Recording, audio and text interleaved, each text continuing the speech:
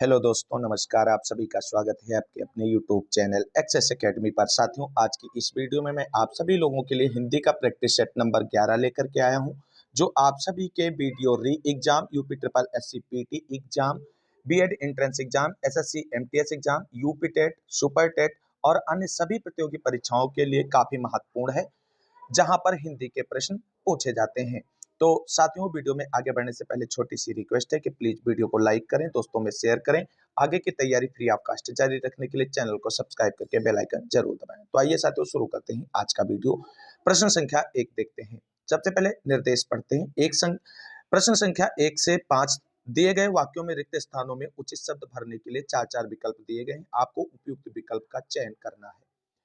प्रश्न 1 है, प्रेम स्वप्न है तो श्रद्धा डैश डैश है। ऑप्शन ए जागरण, ऑप्शन बी आवरण, ऑप्शन सी समाधि और ऑप्शन डी तंद्रा। राइट आंसर होगा ऑप्शन नंबर ए, जागरण। अगला प्रश्न है, प्रश्न संख्या 2 है, महात्मा बुद्ध करुणा के साक्षात डैश डैश थे। ऑप्शन ए विग्रह, ऑप्शन बी अनुग्रह, ऑप्शन सी अवतार और ऑप्शन डी परिग्रह। राइट आंसर होगा ऑप्शन नंबर सी, अवतार। अगला प्रश्न देखते हैं। अगला प्रश्न है, हास्य विनोद की भाषा और भाषा का डैश डैश माना जाना चाहिए। ऑप्शन ए लक्षण, ऑप्शन बी दूषण, ऑप्शन सी सर्वस्व और option D Bhushan. Right answer होगा ऑप्शन नंबर डी, भूषण भरा जाएगा। अगला प्रश्न है, जीवन की सबसे बड़ी डैश डैश डैश यह है कि उपयुक्त पात्र को उपयुक्त वस्तु नहीं मिलती है। ऑप्शन ए नियति, ऑप्शन बी विपत्ति, ऑप्शन सी विडंबना और ऑप्शन डी त्रासदी। राइट आंसर होगा ऑप्शन नंबर सी, विडंबना। यानी जीवन की सबसे बड़ी विडंबना यह है कि उपयुक्त पात्र को उपयुक्त वस्तु नहीं मिलती है। अगला प्रश्न देखते हैं। मित्र के चुनाव की डैश डैश पर जीवन की सार्थकता निर्भर करती है। ऑप्शन ए सार्थकता, ऑप्शन बी उपयुक्तता, ऑप्शन सी उपयोगिता और ऑप्शन डी औपचारिकता। राइट आंसर होगा ऑप्शन नंबर बी, उपयुक्तता। अगला प्रश्न है, प्रश्न संख्या 6 से 10 के लिए कुछ निर्देश है, उसे पढ़ते हैं। दिए गए शब्दों के विलोम के रूप में 4 विकल्प दिए गए हैं। आपको उपयुक्त विकल्प का चयन करना है। यानी प्रश्न संख्या 6 से 10 तक आपको विकल्प जो हैं वो विलोम का चयन करना है। यानी पूछे गए प्रश्न में विलोम शब्द का चयन करना है। आप प्रश्न संख्या 6, कृपा का विलोम होगा ऑप्शन ए आवेश, ऑप्शन बी आवेग, ऑप्शन सी क्रोध और ऑप्शन डी उद्वेग। तो राइट आंसर होगा ऑप्शन नंबर सी, क्रोध। अगला प्रश्न देखते हैं। प्रश्न संख्या 7 है, अनिवार्य का विलोम होगा ऑप्शन ए वैकल्पिक, ऑप्शन बी आवश्यक, ऑप्शन सी ऐच्छिक और ऑप्शन डी अनैच्छिक। राइट आंसर होगा ऑप्शन नंबर ए, अनिवार्य का जो है वो वैकल्पिक होगा। अगला प्रश्न है, आज्ञ का विलोम होगा ऑप्शन ए अभिज्ञ, ऑप्शन बी विज्ञ, ऑप्शन सी सुज्ञ और ऑप्शन डी इनमें से कोई नहीं। राइट आंसर होगा ऑप्शन नंबर बी, आगे का विलोम विज्ञ होता है। अगला प्रश्न देखते हैं। अचल का विलोम शब्द कौन सा होगा? ऑप्शन ए चल, ऑप्शन बी सचल, ऑप्शन सी निश्चल और ऑप्शन डी चपल। राइट आंसर होगा ऑप्शन नंबर ए, अचल का विलोम चल होता है। अगला प्रश्न है, अगम का विलोम शब्द होगा ऑप्शन ए निगम, ऑप्शन बी निर्गम, ऑप्शन सी सुगम और ऑप्शन डी आगम। राइट आंसर होगा ऑप्शन नंबर सी, अगम का विलोम सुगम होता है। प्रश्न संख्या 11 से 15 के लिए कुछ निर्देश दिए गए हैं, उनको पढ़ते हैं और उसके आधार पर ही आगे के प्रश्नों के उत्तर देते हैं। प्रश्न निर्देश है, दिए गए प्रत्येक वाक्य को 4 भागों में बांटा गया है। एक भाग में त्रुटि, त्रुटि वाले भाग की पहचान कीजिए। प्रश्न 11 है, आज तक यह विवाद की समस्या बनी हुई है कि रीतिकाल पॉइंट बी है और पोर्शन सी है, प्रथम आचार्य केशवदास थे अथवा चिंतामणि त्रिपाठी। तो अब इसमें से किस पोर्शन में गलती है, उस पोर्शन को पहचान कर राइट आंसर आप सभी को चुनना है। तो देखते हैं किस पोर्शन में गलती है। तो इस प्रश्न का राइट आंसर होगा ऑप्शन नंबर ए, यानी ए वाले पोर्शन में गलती है। आज तक यह विवाद की समस्या बनी हुई, इस वाले पोर्शन में त्रुटि है। अगला प्रश्न देखते हैं, प्रश्न संख्या 12। प्रश्न संख्या 12 है, यह आवश्यक नहीं है, ऑप्शन पोर्शन ए है, कि गरीब माँ बाप का बेटा, पोर्शन बी है, आजन्म या जीव पर्यंत, ऑप्शन पोर्शन सी और गरीब ही बना रहे। पोर्शन डी है। किस पोर्शन में गलती है ये आपको बताना है, तो पोर्शन सी में गलती है, यानी आजम या पर्यंत, जीवन पर्यंत होता है, आजन पर्यंत नहीं होता है यहाँ पर। अगला प्रश्न है, कोई भी पाठक रामायण जैसे ग्रंथ को पढ़कर आनंद का दर्शन कर सकता है, इसमें किस पोर्शन में गलती है? Option A, B, C, D में बताइए। राइट आंसर होगा ऑप्शन नंबर सी में। पढ़कर आनंद का दर्शन नहीं कर सकता, आनंद की अनुभूति कर सकता है। अगला प्रश्न है, माता पिता का प्रणय आज्ञाकारी बच्चों के प्रति होता ही है। Option A, B, C, D किस पोर्शन में गलती है? आप सभी लोग बताएं। तो ऑप्शन पोर्शन ए में गलती है। प्रश्न संख्या 15 है, इस कहानी में कहानीकार का मतलब बाल विवाह के ऊपर प्रकाश डालना है। ए, बी, सी, डी किस पोर्शन में गलती है, उस पोर्शन को सही रूप से चुनना है। तो राइट आंसर होगा ऑप्शन नंबर सी। अगला प्रश्न है, उसके लिए कुछ निर्देश निर्गत किए गए हैं। प्रश्न संख्या 16 से 20 तक के लिए प्रत्येक प्रश्न में एक शब्द दिया गया है जिसका संधि विच्छेद 4 प्रकार से किया गया है। इनमें से केवल एक ही सही है, सही संधि विच्छेद ही आपका उत्तर होगा, यानी दिए गए शब्द का सही संधि विच्छेद ही आपको चुनना है। ऑप्शन ए, प्रश्न जो 16 है, शब्द है महिष, इसका सही संधि विच्छेद क्या हो, संधि विच्छेद क्या होगा? ऑप्शन ए महिधन ईश, ऑप्शन बी महीधन ईश, ऑप्शन सी महाधन ईश और ऑप्शन डी महोधन ईश। राइट आंसर होगा, आप सभी लोग कमेंट करें फटाफट।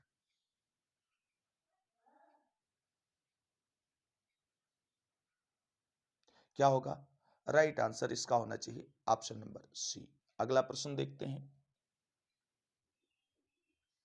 अगला प्रश्न है, महोष्ण का सही संधि विच्छेद क्या होगा? ऑप्शन ए महाधन उष्ण, ऑप्शन बी महोधन उष्ण, ऑप्शन सी महाधन उष्ण, ऑप्शन डी महोधन उष्ण। राइट आंसर होगा ऑप्शन नंबर ए महाधन उष्ण। अगला प्रश्न है, धरेश में सही संधि विच्छेद क्या होगी? तो धरेश की सही संधि विच्छेद बताना है। तो धर धन ईश, ऑप्शन बी धराधन ईश, ऑप्शन सी धरेधन सा और ऑप्शन डी है धराधन ईश। तो राइट आंसर हो जाएगा ऑप्शन नंबर डी धराधन ईश जो है धरेश का सही संधि विच्छेद है। अगला प्रश्न देखते हैं। प्रश्न संख्या 19 है, अन्वय का सही संधि विच्छेद क्या होगा? ऑप्शन ए अनुधन ए, ऑप्शन बी अनुधन आय, ऑप्शन सी अनुधन अय और ऑप्शन डी अनुधन आय। तो राइट आंसर होगा ऑप्शन नंबर ए अनुधन अय। अगला प्रश्न है, प्रश्न संख्या 20 है, दिगंबर का सही संधि विच्छेद क्या होगा? ऑप्शन ए दिधन गंबर, ऑप्शन बी दिगधन अंबर, ऑप्शन सी दिक्धन अंबर और ऑप्शन डी दिगम धन बर। राइट आंसर होगा ऑप्शन नंबर सी। अगला प्रश्न देखते हैं, और प्रश्न संख्या 21 से 25 तक के लिए कुछ अलग से निर्देश दिए गए हैं, उनको पढ़ते हैं। प्रत्येक प्रश्न में 4 शब्द दिए गए, जिनमें से 3 शब्द समानार्थी हैं, केवल एक शब्द भिन्न अर्थ वाला है। भिन्न अर्थ वाले शब्द का चुनाव करते हुए अपना उत्तर दीजिए। प्रश्न संख्या 21 है, कलेवर, काया, कलधौत और तनु, इनमें से कौन सा शब्द भिन्न अर्थ वाला है, उसे चुनना है। तो राइट आंसर होगा ऑप्शन नंबर सी कलधौत जो है ये भिन्न अर्थ वाला है। अगला प्रश्न है, प्रश्न संख्या 22 है, नीरद, अम्बुद, सिंधु और नीरद, इसमें से कौन सा शब्द भिन्न अर्थ वाला है, उसका चयन करना है। तो राइट आंसर होगा ऑप्शन नंबर ए नीरद जो है भिन्न अर्थ वाला होता है। नीरद का अर्थ क्या होता है, आप सभी लोग कमेंट करके जरूर बताएं। अगला प्रश्न है, प्रश्न संख्या 23, चमू, वाहिनी, अनिकिनी और कालिंदी, इन 4 शब्दों में से कौन सा शब्द भिन्न है? तो राइट आंसर होगा ऑप्शन नंबर डी कालिंदी। अगला प्रश्न है, आप 24 में अभ्यागत, अतिथि, अंतर्गत और आगंतुक, इन तीनों में से कौन सा शब्द भिन्न अर्थ वाला है, उस शब्द का चयन कीजिए। राइट आंसर होगा ऑप्शन नंबर सी अंतर्गत, क्योंकि अभ्यागत, अतिथि और आगंतुक ये सभी मेहमान शब्द के समानार्थी हैं और अंतर्गत जो है वो अलग भिन्न अर्थ वाला शब्द है। अगला प्रश्न देखते हैं। प्रश्न संख्या 25 है, यामिनी, रजनी, सरवरी और सजनी में कौन सा भिन्न अर्थ वाला शब्द है? राइट आंसर होगा ऑप्शन नंबर डी सजनी जो है वो भिन्न अर्थ वाला शब्द है।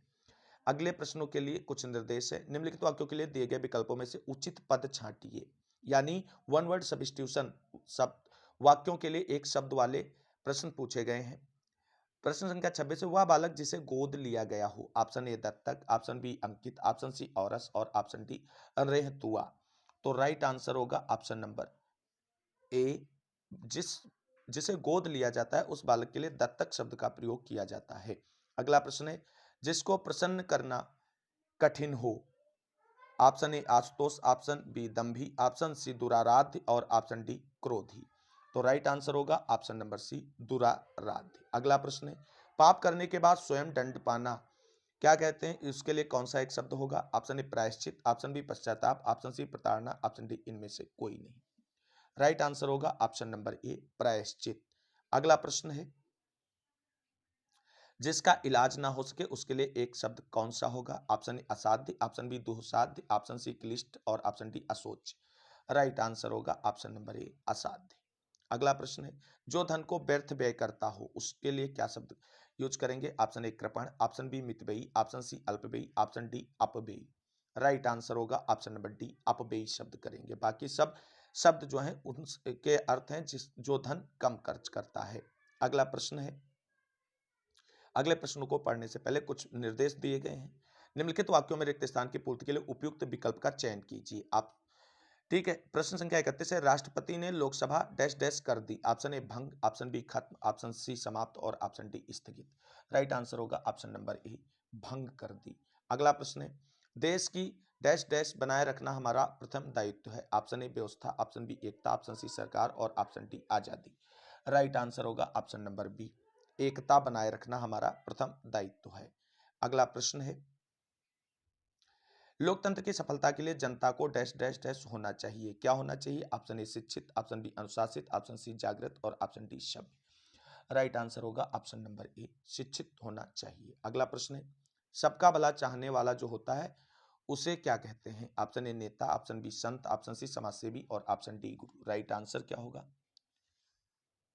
ऑप्शन नंबर बी संत। 34 के लिए right answer option number B है। अगला प्रश्न है, मिट्टी का माधो का क्या अर्थ है। ऑप्शन ए मूर्ख, ऑप्शन बी जड़, ऑप्शन सी मूर्तिवत और ऑप्शन डी मिट्टी की मूर्ति। राइट आंसर होगा ऑप्शन नंबर ए मूर्ख। अगला प्रश्न है, निम्नलिखित में से किस शब्द में आधन ई की गुण संधि छिपी है। ऑप्शन ए चरणोदक, ऑप्शन बी गर्भोन्वत, ऑप्शन सी सूर्योदय और ऑप्शन डी रमेश। तो राइट आंसर होना चाहिए ऑप्शन नंबर डी रमेश, क्योंकि इसमें अगर हम इसका संधि विच्छेद करेंगे तो रमा धन ईस आएगा, जिसमें बड़ा आ और बड़ी ई का मेल जो है वो छिपा हुआ है। अगला प्रश्न देखते हैं,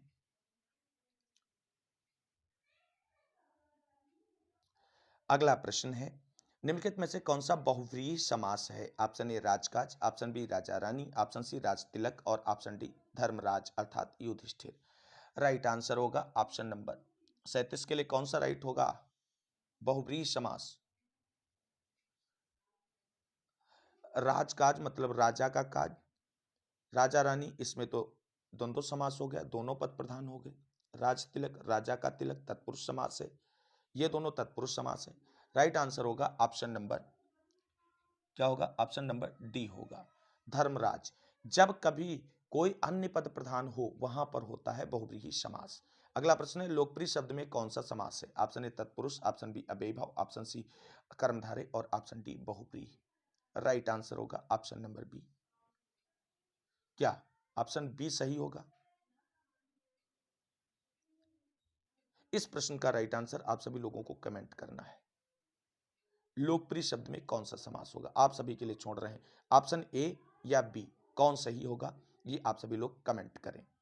अगला प्रश्न है, नीलकंठ का नीलकंठ का बहुब्रीहि समास विग्रह होगा, यानी नीलकंठ जो है उसमें बहुब्रीहि समास है, लेकिन इसका विग्रह क्या बनेगा। ऑप्शन ए नील नीलाकंठ, ऑप्शन बी नील और कंठ, ऑप्शन सी नीला है जो कंठ, ऑप्शन डी नीला है जिसका कंठ अर्थात शिव जी। राइट आंसर हो जाएगा ऑप्शन नंबर डी, नीला है जिसका कंठ अर्थात शिव जी, यही बहुब्रीहि समास का विग्रह करने पर बनेगा नीलकंठ का सामासिक विग्रह। अगला प्रश्न देखते हैं, निम्नलिखित में से किस शब्द में अव्ययीभाव समास नहीं है। ऑप्शन ए आजन्म, ऑप्शन बी भरपेट, ऑप्शन सी यथाशक्ति, ऑप्शन डी पाप पुण्य। राइट आंसर होगा ऑप्शन नंबर डी, पाप पुण्य में जो है अव्ययीभाव समास नहीं, इसमें द्वंद्व समास का प्रयोग हुआ है। अगला प्रश्न है, द्वंद्व समास होता है ऑप्शन ए जिसका पूर्व पद प्रधान हो, ऑप्शन बी जिसके सभी पद प्रधान हो, ऑप्शन सी जिसका दूसरा पद प्रधान होता है, ऑप्शन डी उपरोक्त में से कोई नहीं। तो राइट आंसर क्या होगा, राइट आंसर होगा ऑप्शन नंबर बी, द्वंद्व समास उसमें कहते हैं जिसके सभी पद प्रधान हों। अगला प्रश्न देखते हैं, निम्नलिखित में से कौन सा शब्द तद्भव है? ऑप्शन ए अमरूद, ऑप्शन बी आमदनी, ऑप्शन सी ऑफिस और ऑप्शन डी अनमोल। तो तद्भव शब्द पूछा गया है तो राइट आंसर हो जाएगा ऑप्शन नंबर डी अनमोल। अगला प्रश्न है, पर्यायवाची शब्दों का कौन सा युग्म सही नहीं है? ऑप्शन ए अनिल समीर, ऑप्शन बी खग बिहग, ऑप्शन सी अनाथ सनाथ और ऑप्शन डी तन काया। राइट आंसर होगा ऑप्शन नंबर सी अनाथ और सनाथ ये एक दूसरे के विलोम है, पर्यायवाची शब्द नहीं है। अगला प्रश्न देखते हैं, विद्यालय में अवकाश के लिए प्रार्थना पत्र किसे संबोधित कर लिखा जाता है? ऑप्शन ए प्रधानाध्यापक, ऑप्शन बी कक्षाध्यापक, ऑप्शन सी निरीक्षक, ऑप्शन डी कक्षा प्रतिनिधि। तो राइट आंसर होगा ऑप्शन नंबर ए प्रधानाध्यापक को संबोधित करते हुए लिखा जाता है। अगला प्रश्न है, तद्भव किसे कहते हैं? ऑप्शन ए संस्कृत से उत्पन्न हुए शब्द, ऑप्शन बी विदेशी भाषा से आए शब्द, ऑप्शन सी संस्कृत के शुद्ध शब्द, ऑप्शन डी उपयुक्त में से कोई नहीं। राइट आंसर होगा ऑप्शन नंबर ए संस्कृत से उत्पन्न हुए शब्द, जबकि संस्कृत के शुद्ध शब्दों को तत्सम कहते हैं। क्या कहते हैं? तत्सम शब्द कहते हैं। अगला प्रश्न है, अगले प्रश्न की तरफ बढ़ने से पहले कुछ डायरेक्शंस दिए गए हैं उसको पढ़ते हैं। प्रश्न संख्या 46 से 50, निम्नलिखित का गद्यांश का ध्यानपूर्वक अध्ययन करें तथा दिए गए प्रश्नों के उत्तर दें। गद्यांश को पढ़ते हैं। तलवार के भय से साधुता धारण करने वाला व्यक्ति समाज का आदर्श सदस्य नहीं हो सकता। आदर्श मनुष्य तो वही हो सकता है जिसने स्वेच्छा से साधुत्व का वर्ण किया हो, स्वेच्छया संचय का त्याग किया हो। किंतु एक बात याद रखो कि प्रवृत्ति की ज्वाला भड़काए रखने से मनुष्य त्याग नहीं करेगा। इसके लिए थोड़ी शिक्षा उसे निवृत्ति की भी मिलनी चाहिए। प्रवृत्ति इसलिए कि अपनी कमाई पर वह अपना अधिकार न जमाए, प्रवृत्ति इसलिए कि कर्मठता जीवन का एकमात्र अवलंबन है, और निवृत्ति इसलिए कि एक दिन मनुष्य को सब कुछ यहीं छोड़कर चले जाना है पड़ता है। ऐसा क्यों समझते हो कि धर्म केवल मंदिर और मस्जिद में बसता है तथा जुलाहे के करगा घर या मोची खाने अथवा राजनीति के दफ्तर में वह नहीं रह सकता? जीवन के दो टुकड़े नहीं हैं कि एक में धर्म आसन और दूसरे में छल और प्रपंच के लिए झूठ रहे। जीवन का ऐसा विभाजन नहीं चल सकता। या तो धर्म और अधर्म के बीच समझौते का उदाहरण होगा, या धर्म ज्ञान और विश्वास में नहीं कर्म और आचरण में बसता है। अब इस जो पैसेज है उस पर आधारित प्रश्नों के उत्तर देने हैं। कौन सा व्यक्ति समाज का आदर्श सदस्य नहीं हो सकता? ऑप्शन ए साहसी, ऑप्शन बी निर्भीक, ऑप्शन सी डरपोक और ऑप्शन डी बुद्धिमान। राइट आंसर होगा ऑप्शन नंबर सी डरपोक आदमी जो है वो समाज का आदर्श सदस्य नहीं हो सकता है। अगला प्रश्न देखते हैं। प्रश्न संख्या 47 से, अपनी इच्छा से त्याग तथा साधुता धारण करने वाला व्यक्ति डैश डैश होता है। ऑप्शन ए आदर्श, ऑप्शन बी अकेला, ऑप्शन सी एक और ऑप्शन डी संस्कृत। राइट आंसर होगा ऑप्शन नंबर ए आदर्श व्यक्ति होता है। अगला प्रश्न है, प्रवृत्ति के साथ साथ मनुष्य के लिए निवृत्ति की शिक्षा भी जरूरी है क्योंकि डैश डैश डैश अधूरे वाक्य को पूरा करना है। इससे मनुष्य बुद्धिमान बनता है। ऑप्शन बी इससे संचय के साथ साथ त्याग की भावना भी उत्पन्न होती है, और ऑप्शन सी इससे मनुष्य अमीर हो जाता है, ऑप्शन डी इससे मनुष्य गरीब हो जाता है। तो right answer option number B होगा, इससे संचय के साथ साथ त्याग की भावना भी उत्पन्न होती है। अगला प्रश्न देखते हैं। प्रश्न संख्या 49 है, ऐसा क्यों समझते हैं कि धर्म केवल डैश डैश डैश और डैश डैश में बसता है? ऑप्शन ए घर ऑफिस, ऑप्शन बी मंदिर मस्जिद, ऑप्शन सी पार्क गुरुद्वारा, ऑप्शन डी चर्च गुरुद्वारा। Right answer option number B होगा। आज के वीडियो का अंतिम क्वेश्चन है साथियों, और अभी तक अगर आपने वीडियो को लाइक नहीं किया तो वीडियो को लाइक कर दें, दोस्तों में शेयर कर दें और चैनल को सब्सक्राइब कर लें और बेल आइकन दबा लें आगे की तैयारी फ्री ऑफ कॉस्ट जारी रखने के लिए। प्रश्न संख्या 50 है, धर्म ज्ञान और विश्वास में नहीं कर्म और आचरण में बसता है। इस पंक्ति में व्यक्ति की किस विशेषता का पता चलता है? ऑप्शन ए कथनी और करनी में अंतर, ऑप्शन बी कहना कुछ और करना कुछ और, ऑप्शन सी कथनी और करनी में एकरूपता, ऑप्शन डी अपनी असलियत छुपाना। 50 के लिए राइट आंसर होगा ऑप्शन नंबर सी कथनी और करनी में एकरूपता का पता इस वाक्य से चलता है। तो साथियों ये था हिंदी का प्रैक्टिस सेट नंबर 11 जिसमें 50 महत्वपूर्ण प्रश्नों को इंक्लूड किया गया था जो आपके आगामी VDO re exam, UP triple SC PT exam, BEd entrance exam, SSC MTS, UP TET, super TET और अन्य सभी प्रतियोगी परीक्षाओं की दृष्टि से काफी हेल्पफुल हैं जहां पर हिंदी के प्रश्न पूछे जाते हैं। उम्मीद करते हैं आप सभी को वीडियो अच्छा लगा होगा। अगर वीडियो अच्छा लगा है तो प्लीज वीडियो को लाइक करें, दोस्तों में शेयर करें और चैनल को सब्सक्राइब कर लें। मिलेंगे अगली वीडियो में नेक्स्ट प्रैक्टिस सेट के साथ, तब तक के लिए सभी साथियों को जय हिंद, जय भारत, वंदे मातरम। आप सभी साथियों का दिन शुभ हो।